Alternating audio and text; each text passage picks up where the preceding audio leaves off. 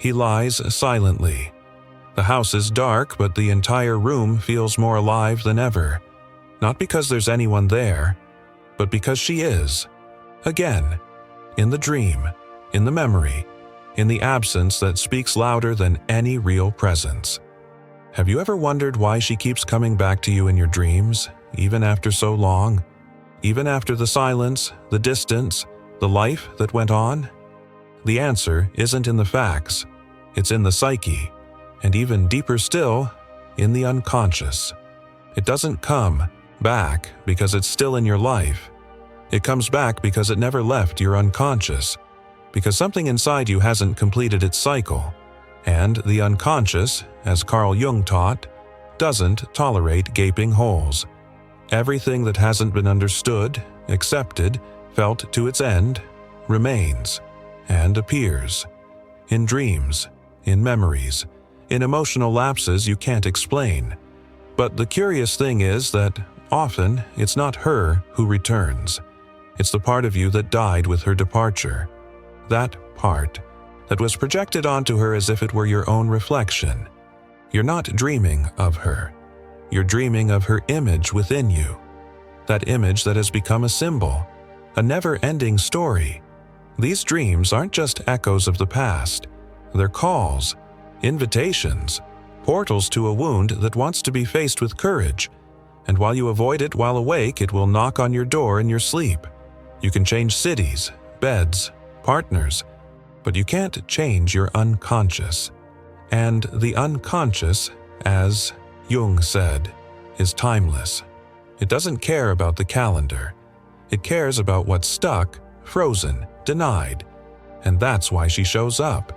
Because something inside you still craves closure. You're still stuck at the exact moment she left. And you don't understand why. It's not just longing, it's emotional survival. It's the soul trying to free itself from the cycle of internal repetitions you haven't named. Because until there's a name, there's no healing. And until there's a healing, there's only dreams. She wasn't just a woman. She was a mirror, a symbol, a reflection of what you were searching for within yourself without knowing it. Carl Jung called this soul, the archetypal image of the feminine that inhabits every man's unconscious. And when a man meets a woman who deeply touches his soul, what he feels is not just love, it's recognition. It's as if something ancient and sacred has been activated. But here's the thing most people don't realize. You didn't just fall in love with her, you fell in love with the part of yourself she revealed. She awakened something, a tenderness, a sensitivity, a vulnerability that you didn't usually show to the world. And because of that, her presence became magical, hypnotic, almost divine. And then, one day, she was gone. And with her departure, so too did that part of you that felt whole in her presence. It was as if a veil had been ripped from your emotional world. And what remained wasn't just longing, it was a kind of existential mourning. Because it wasn't just the woman who had left. It was the reflection of your soul shattered in the mirror of absence. That's why it appears in dreams. Because your psyche isn't just mourning the loss of a relationship, it's trying to reclaim a lost part of yourself. Soul-wounded, rejected, or unintegrated creates an internal void that is expressed in idealizations, recurring dreams, or even in difficulties in connecting with other women. Jung said that the integration of the anima was essential for a man's emotional maturity. But many confuse the real woman with the archetype, and this is where the confusion arises. She wasn't perfect, but the image projected onto her was. And when this image is abruptly removed, without a farewell, without an explanation, without healing, the soul goes into shock. You're not just trying to forget an ex. You're trying to regain access to your sensitivity, your inner world, your emotional wholeness that was activated and then shut down without warning. And the unconscious, with its symbolic language, tries to guide you back to this reconnection. Maybe not to get her back, but to rescue what was his from the beginning. Nothing hurts as much as something that could never end. You may think you've moved on, that the days have passed, the conversations have ceased, that life has taken a different direction. But when something doesn't reach emotional conclusion, it remains, like an open wound deep within your soul, invisible to the eye, but felt with every silence, with every new attempt to love, every time you close your eyes and it's still there. The unconscious does not know what to do with what has been left in suspension. Carl Jung stated that everything that is repressed, ignored, or not emotionally processed becomes a shadow. And what is a lack of closure if not an emotional shadow? A void that remains unfilled because it was never truly understood. You haven't had the chance to ask questions, to express your pain, to understand why. And without understanding, the psyche freezes. You get stuck in cycles of repetition, in silent comparisons, in internal questions that come back like ghosts. Was it my fault? Did she really love me? Why did she leave like that, as if nothing had happened? This kind of unexplained abandonment leaves the person in a state of psychic suspension, like a film paused right at the climax.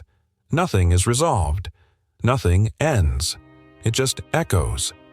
The lack of closure isn't just a matter of communication. It's an emotional prison, and within it, the person carries the weight of a chapter that won't close because the last page was ripped out without warning. Worse still, many blame themselves for not being able to get over it. But how can you get over something that was never worked through? How can you let go of something that was never digested by the soul? The brain can rationalize, but the emotional body, the unconscious, continues to experience the trauma of the departure. This wound of the unfinished transforms the past into a continuous present, and the present into a place where it's difficult to trust again, to love again, to surrender again, because something inside you has learned that everything can disappear suddenly, without warning, without closure, without mercy. That's why it keeps coming back, because your mind doesn't know how to close a cycle that's been left open. And as long as this cycle remains alive within you, dreams will continue to bring back what you're trying to bury, not as punishment, but as an invitation to the courage to look at this pain, to feel everything that hasn't been felt, to say, even if silently, it was real, it hurt, and now I choose to understand. You don't control your dreams, but dreams, in a way, know exactly what they're doing to you. Carl Jung believed that dreams are direct messages from the unconscious, symbolic fragments of the soul trying to communicate truths the conscious mind doesn't want or can't see. So when it appears in your dream, it's not a coincidence. It's a sign. It comes as a living metaphor, a warning, an internal play where your psyche acts out what you need to feel, accept, or transform. And most of the time, it represents the shadow. The shadow, according to Jung, is everything you reject within yourself. All the repressed emotions, the unresolved traumas, the swallowed truths. And when the woman who left without explanation reappears in your dreams, it's not just about her. It's about the pain you never wanted to name, about the abandonment you tried to bury, about the feeling of being unworthy of love, hidden deep within your soul.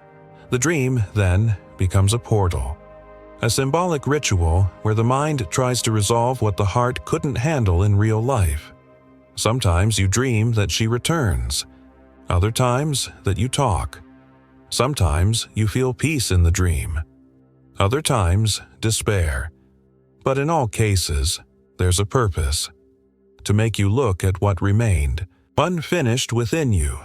The unconscious doesn't speak in words. It speaks in images, sensations, scenarios. And each appearance is a symbolic attempt to reconstruct a sense that was shattered. It doesn't matter if it was years ago. If the wound hasn't been healed, the unconscious will keep trying, because it wants to integrate. It wants to heal. It wants to reintegrate the parts of your soul that were excluded, no matter how long it takes. Many men are frightened by this recurrence. They think, They are weak, sentimental, stuck in the past. But the truth is the opposite. They are being called to an inner strength that only arises when one accepts the depths of one's own shadow. And few have this courage. When you start interpreting these dreams as invitations and not relapses, everything changes. You begin to see that perhaps your unconscious is simply trying to help you break free through her image. Because deep down, it's not about getting her back. It's about recapturing the man you lost inside yourself when she left. She left. But what remained? Maybe it never really existed. Because what remains in your dreams, in your memories, in your nocturnal silences, isn't her exactly. It's a version of her, an image, a symbol slowly constructed through idealization. Jung warns us about the dangers of projection. When you don't fully know yourself, you project onto others what you wish to find in yourself. And love, when born amidst lack of identity, or the fantasy of salvation, becomes fertile ground for these projections. She becomes what you longed to feel, what you never had, what you've always sought. She becomes the mirror of the perfect woman, sensitive, mysterious, unique, irreplaceable. And this image gains strength as time passes and her reality fades, because the less real contact you have with someone, the more space your mind has to imagine. The pain of absence creates the perfect stage for the birth of a myth, and it's this myth you keep dreaming about, because it's become an internal archetype. It's no longer about her as a person, with her contradictions, insecurities, and human limits. It's about what she represented. The wholeness, the beauty of the beginning, the place where you felt seen, the symbol of an emotional promise that was never fulfilled. The problem is, the more you feed this myth, the harder it becomes to move on, because no other woman seems to fit that secret fantasy your unconscious mind has constructed. And, unconsciously, you begin to compare everything and everyone to an image that never existed in the real world. It paralyzes. It imprisons. It turns the search for love into a vicious cycle of frustration, and the cruelest thing is that the myth thrives in the absence of closure, like an emotional echo that hasn't been interrupted, like a song that plays forever because no one pressed the stop button.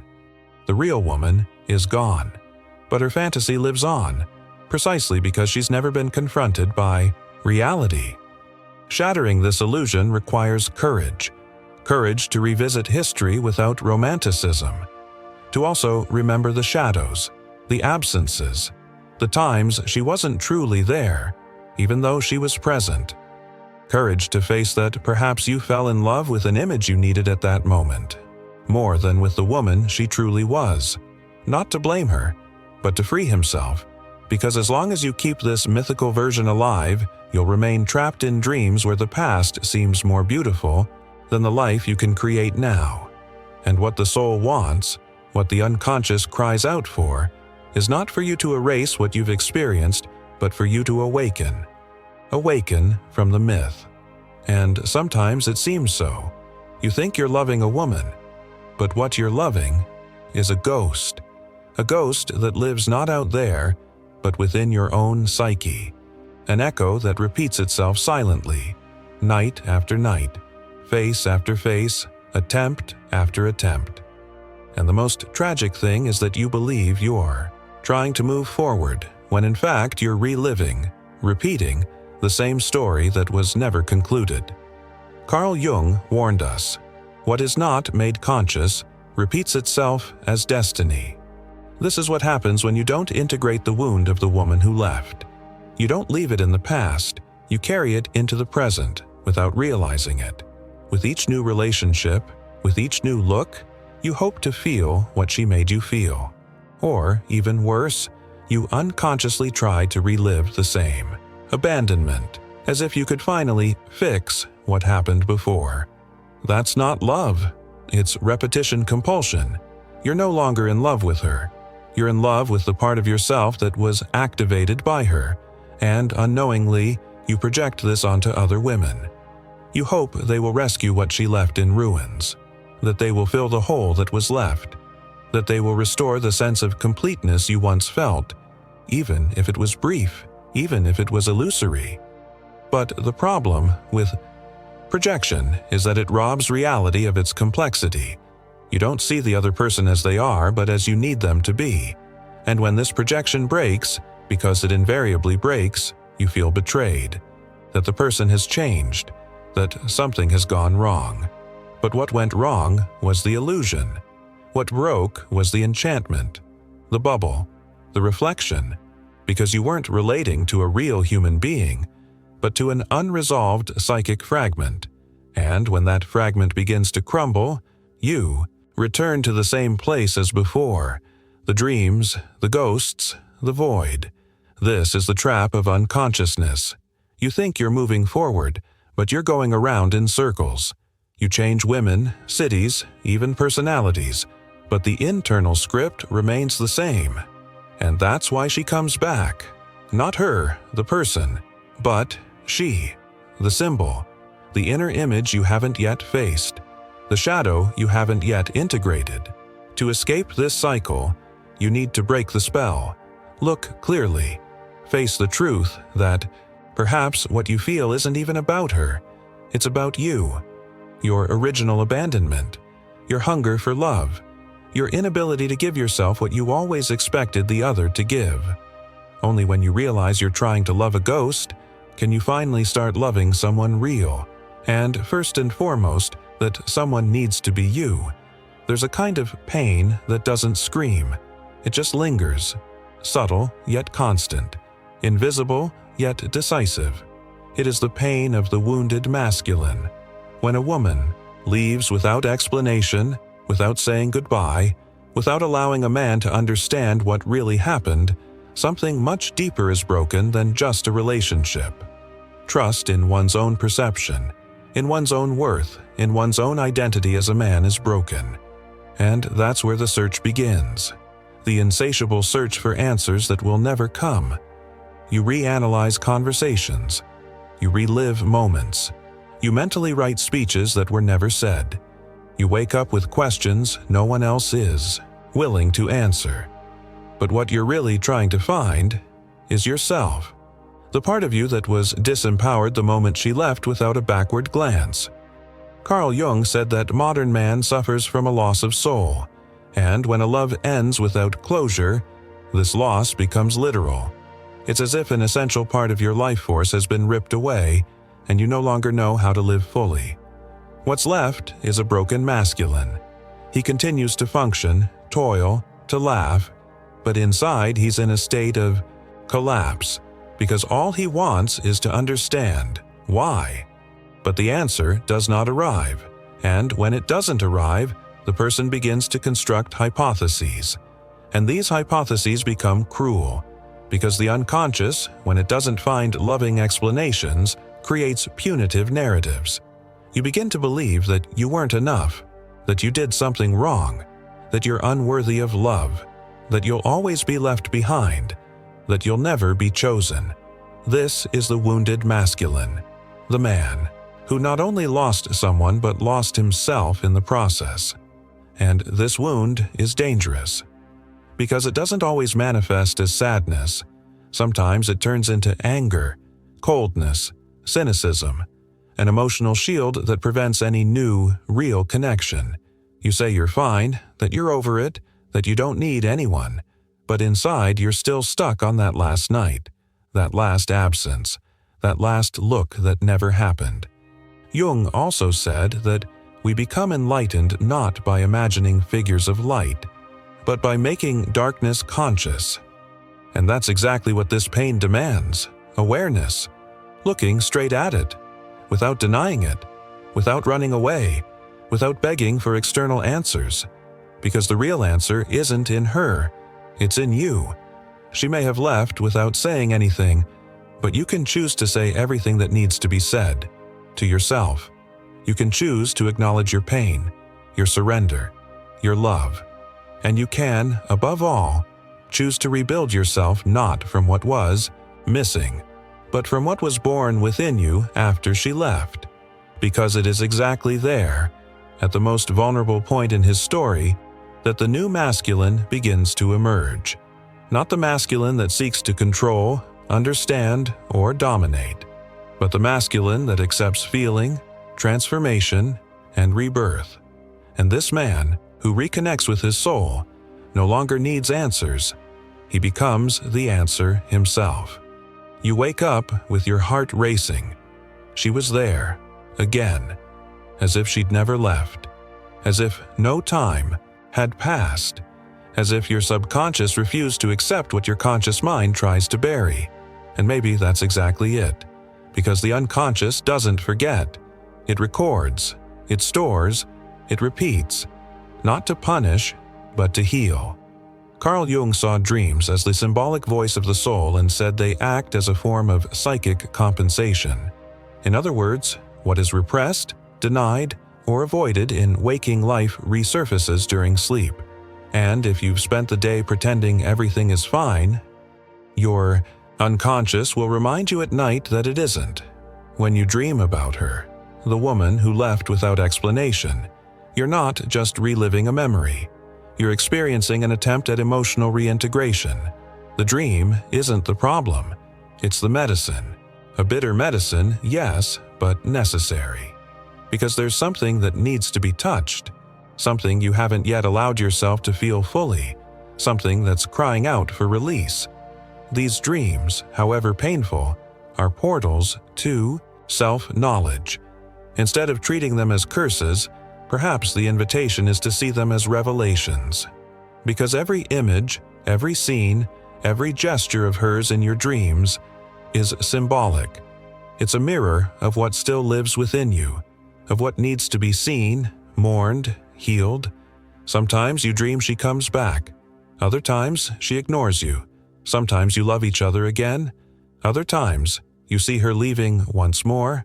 And all of this matters. All of this communicates. Because the unconscious sets up these scenes like emotional theater, a secret ritual where pain can be played out in a way you would never allow, awake. Many try to stifle these dreams. They use distractions, alcohol, new relationships. But the unconscious is patient. It doesn't give up. It will keep bringing her image until you're ready to listen, to feel, to let the pain, the one you buried out of pride, fear, or self-protection, finally reveal itself fully. And when that happens, something changes. Not abruptly, nor immediately, but slowly, deeply, like a spiritual cleansing that begins in the depths of the soul. You begin to realize that the dream wasn't about getting her back. It was about recovering a part of you that was frozen in the moment of separation. It was about accepting the loss, not as weakness, but as a passage. The healing function of dreams lies precisely there.